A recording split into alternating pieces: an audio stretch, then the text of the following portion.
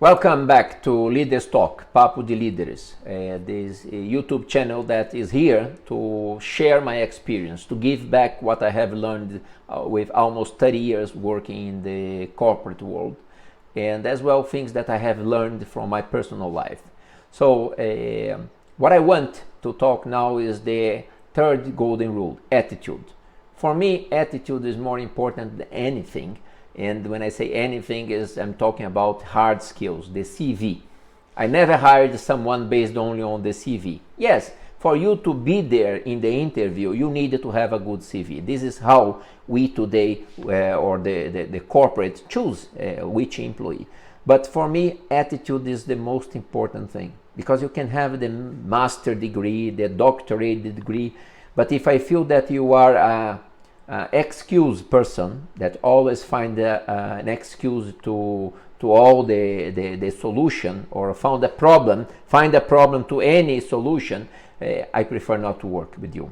I prefer to get someone that has maybe less accolades, less degree, but has the attitude that will make things happen, that will find a solution.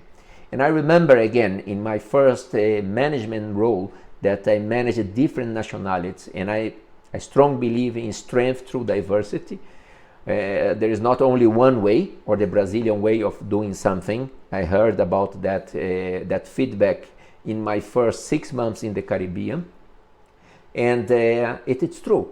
You can have different ways and even better ways for doing something. But for me, attitude, the right attitude, the can-do attitude, is more important than nothing.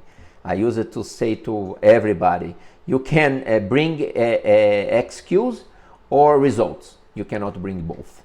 So bear in mind that attitude, when I say is a can-do attitude, is very important. In my first year in the Caribbean, we were managing 22 different markets, and even the strategic leadership agenda, that was the the town hall that you share to the whole company, the logo or the copy was attitude with latitude. Yes, we were working different latitudes in the Caribbean, different islands, different markets, but the attitude was the most important one. And I was very happy to see that despite the fact it was in 2009, 1 year after the global economic downturn, we were able to revert the trend that was happening there. But that was not easy. The first 6 months I struggled because it appeared to me that I was the only one working late hours. These white hairs that I have here came from that time. But it was a small company, and I remember them when we having a chat, and I said, guys, the world is collapsing and I'm working hard, why aren't you? And they came back to me and said, why do you think we are not working hard? Why do you think we are not worried about? Because we are not staying until 9-10 p.m. This is not an expression or a demonstration of hard work. And I agreed with them. So I accepted that you have different ways of delivering even better results, because my attitude when I arrived there was not good. I was trying to impose the Brazilian way of doing things, and that did not work. And I remember that I was happy when I found in the Caribbean Monitor a headline saying, "Trouble in Paradise. The tourism is being heavily impacted because of the economy in US and UK, the main source of tourist destination to the Caribbean."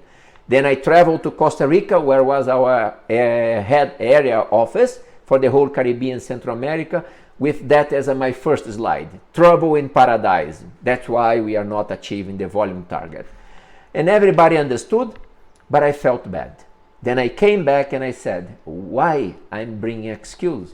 We need to bring solutions.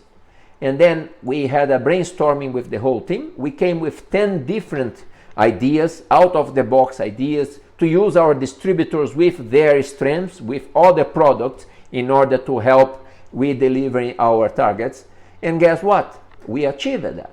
So in the next month I came with the same headline, but instead of trouble in paradise, it was written there, opportunity in paradise. And I presented the 10 initiatives I would say that 9 out of 10 were approved by my boss and the area office, the head of functions team. And then out of these 9, I think 6 or 7 were implemented successfully and delivered the results. So we were able, despite the bad year, to revert the trend and continue growing in a sustainable way. Why? Because of the right attitude was in place. So this is the third one, and I will be recording the next one right after.